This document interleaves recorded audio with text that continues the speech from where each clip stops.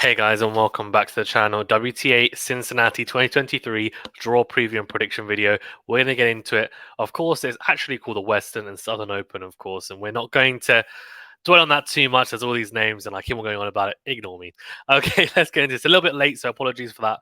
But we're going to go through each one. Now, you can see I've selected some of my picks already because, well, the deadline was fast approaching, and it's been a very, very tight schedule after Montreal and also Toronto.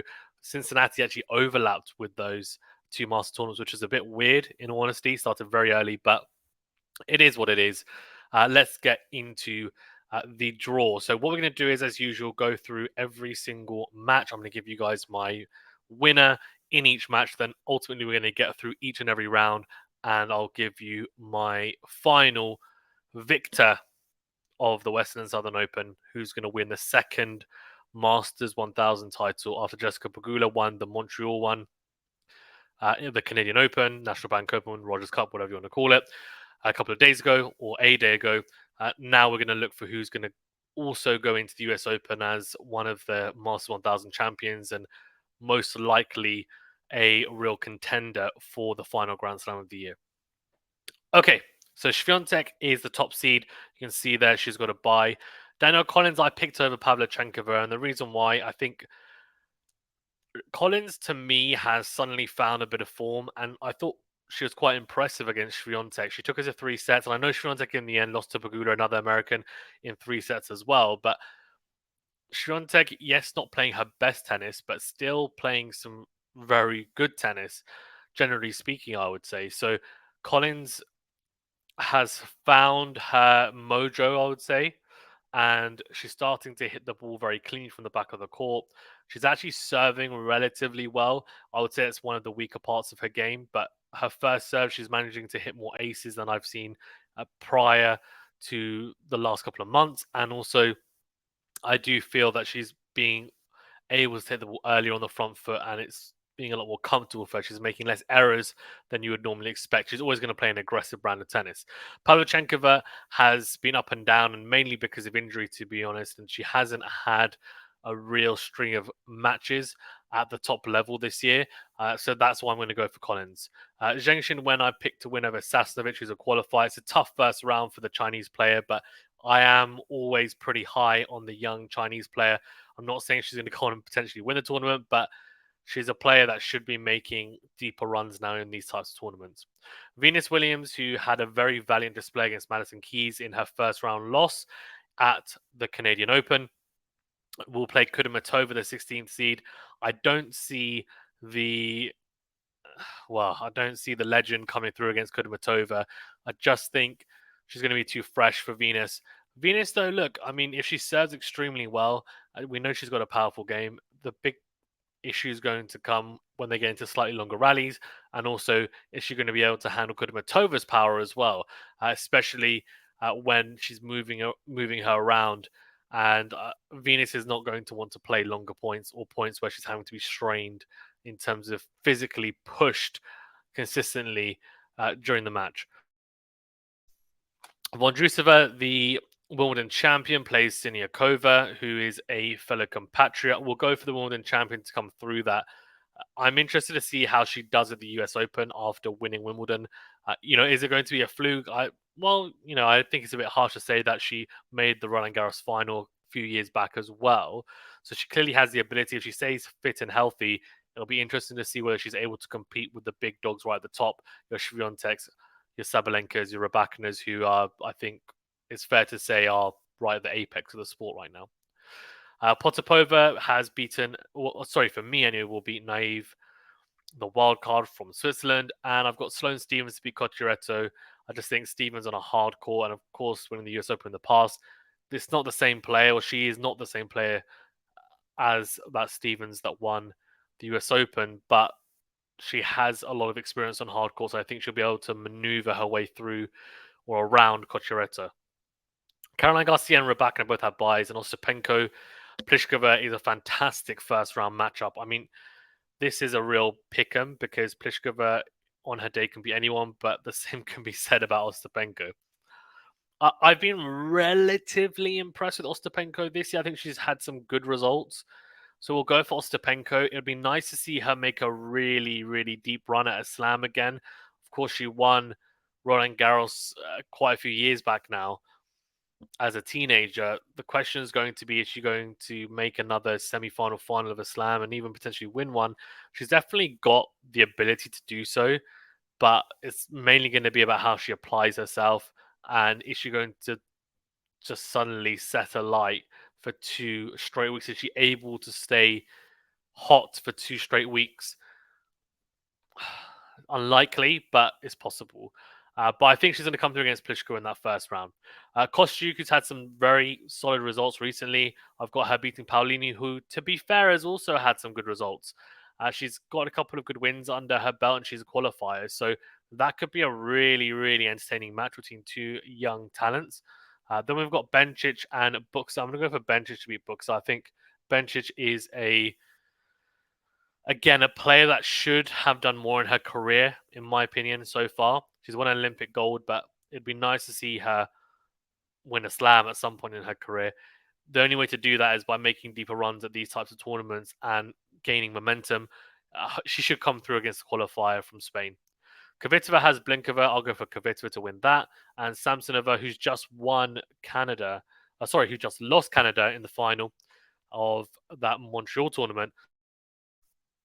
I have her beating Noskova, although it has to be said she could be quite fatigued in that match, so keep an eye out for that match and how she gets on.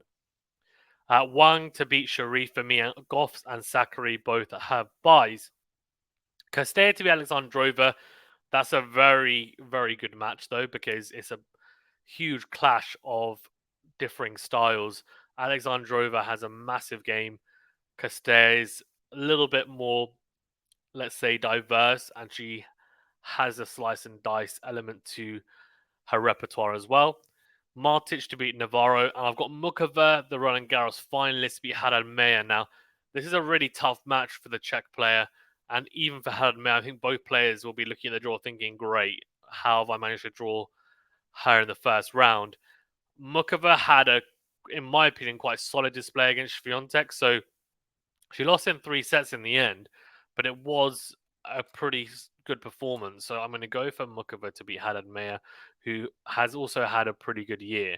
Not just a year, actually, a pretty good 18 months, in all honesty. Madison Keys to beat Mertens, and I've got Begu to beat Puskova. I've got Trevisan to beat Pera, and Pegula has a bye, as is Jabeur. Kalanina, I've got and Pick to beat Zhu, and Brady to beat Vekic. I know Vekic, again, a very, very talented player. Jennifer Brady, though, is on the comeback and she's picked up some good wins. I think she's going to get the better of Vekic. Azarenka to beat Krejcikova, which you could say is a bit of an upset, but Azarenka's won hard court slams. She, in my opinion, is going to be very dangerous in the back end of this year. I was quite impressed with how she played at Wimbledon, and that's a surface where she hasn't had a huge amount of success. So for her to then do quite well there and then come through the rest of this year, I think she's got some good momentum. Krejcikova has just been so up and down. It's hard to know how well she's going to play. She's a real unknown quantity at the moment. Kasatkina to beat Stearns, and then we've got Battle of the extremely talented comeback mums in Svitolina and Wozniacki. Now, I've gone for Elina Svitolina mainly because she is further along in her comeback than Wozniacki. Wozniacki's literally just come back. She just had her first couple of matches in Canada last week. I think it's, she needs a bit of time until she's able to play at the level she probably wants. And Svitolina has already had that time, to be fair. Now, she had a dream run at Roland Garros and then obviously a dream run at Wimbledon as well, making the semi-finals. She's picked up a lot of momentum. The form is there. She's playing a more aggressive brand of tennis at the moment, and it's working for her. So I'll go for her. And Lynette to beat Anne Lee, who's a qualifier, and Sabalenka has a bye. All right, let's get through. Let's get through the second round. So we've got Iga Swiatek and Danielle Collins, which is a replay of the Montreal matchup, which was a very entertaining one.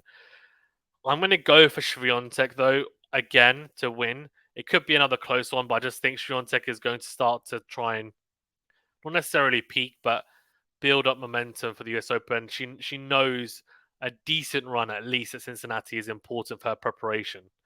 Zheng Xinwen to beat Kudermetova, although this is a very, very tough match. Anyone could win this one. Two very talented, big-hitting players. Kudermetova could easily win. Vondrousova and Potapova will go for Vondrousova. And I've gone for Garcia to beat... Sorry, I've gone for Stevens to beat Garcia. I think Stevens will be able to figure out the aggressive style that Garcia brings to the court. Garcia is very, very, very potent on grass, in my opinion, and especially when she's in form. On the hard courts, it's still very potent, but not as much. And then on clay, I mean, she struggles a little bit on it because her game is not really suited. She hasn't been in the best of form this year, though, so I'm going to go for Sloane Stevens. Rybakina to beat Ostapenko, and then I've got Bencic to beat Kostyuk. These are Rybakina Ostapenko is a fantastic matchup, as is Bencic Kostyuk. Then I've got Samsonova to beat Kvitova. Given the run, though, I think I'm going to go for Kvitova.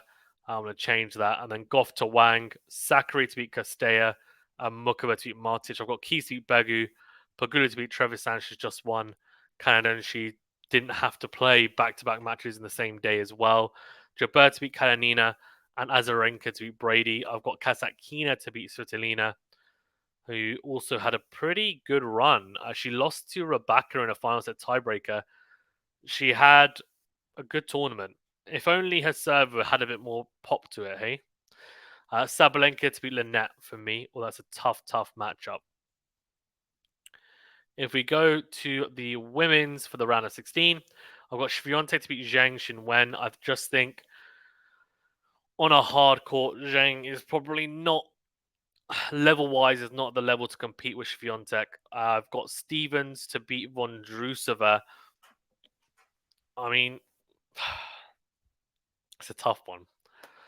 It's a really tough one because Vondrousova, as I said, is a talented player, but just think Stevens might be able to get the win there.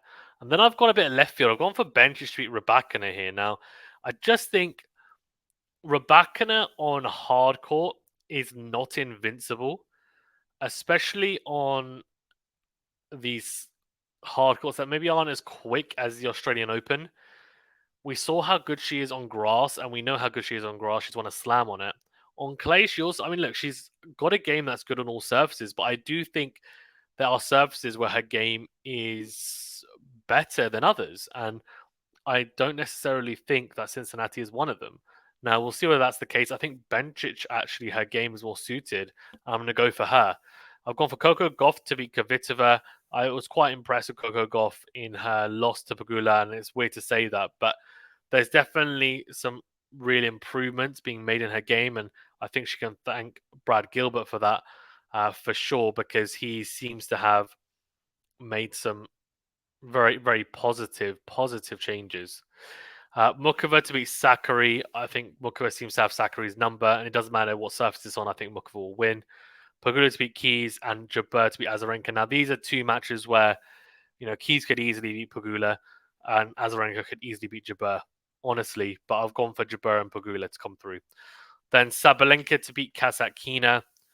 Again, Kasatkina might be able to just outthink Sabalenka in a way, but if Sabalenka's playing the level that we know she can play, she should come through it. I've gone for Swiatek to beat Stevens and Gauff to beat Bencic. I've then gone for Pegula to beat Mukova because although it's very unlikely that she's going to win the tournament and then also make a semi-final, so I'm going to go for Mukova just because surely she must feel a bit of fatigue. And I'll go for Sabalenka to beat Jabeur. I can't see Jabeur beating Sabalenka on a hard court right now anyway. The semi-finals, I've gone for Swiatek to beat Gauff and then a replay. This would be a great match. We've got the Roland Garros final from last year of Swiatek and Gauff, and the Roland Garros semi-final of this year, Mukova Sabalenka.